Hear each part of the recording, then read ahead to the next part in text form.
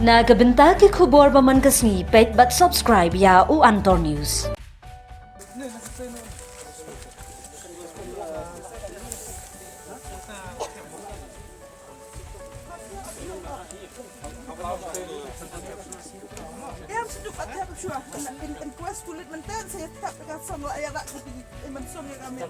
Kubleye pi baro kini kilong ki kubor bam dagasni.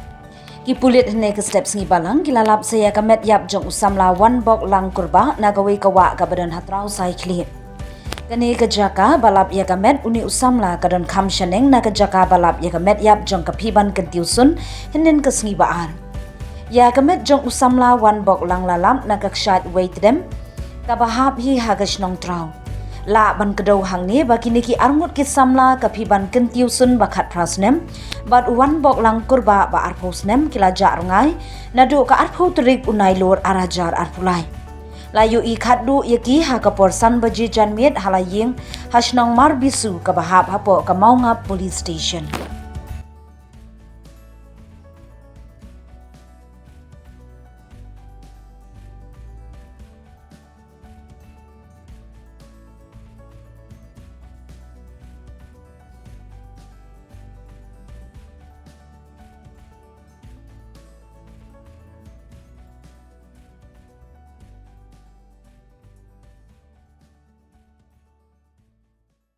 Oleh sebab ni pergi pak tiba smart pergi keluar Antor News mata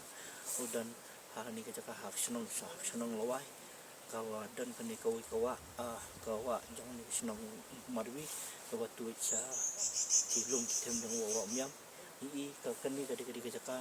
kawa kita ini kiarut ki sama kawa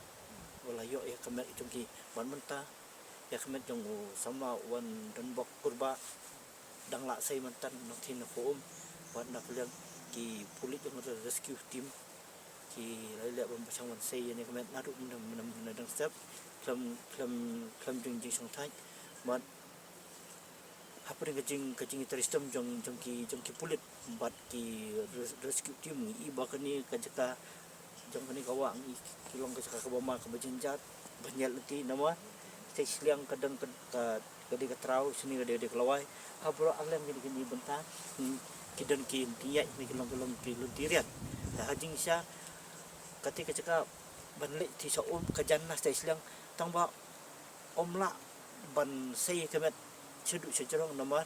kacing jinjar ki besar kalenti timata na kelih buat kulit bab kesenong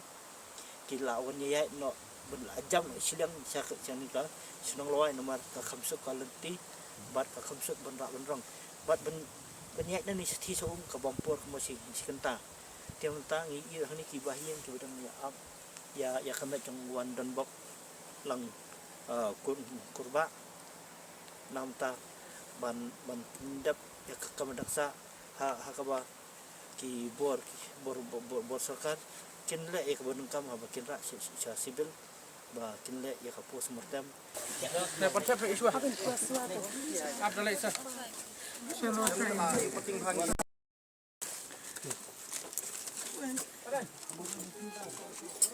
malak besok dia sembunyi nah teman porter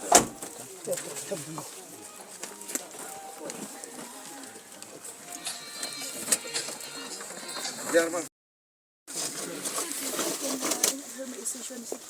Maklan non yun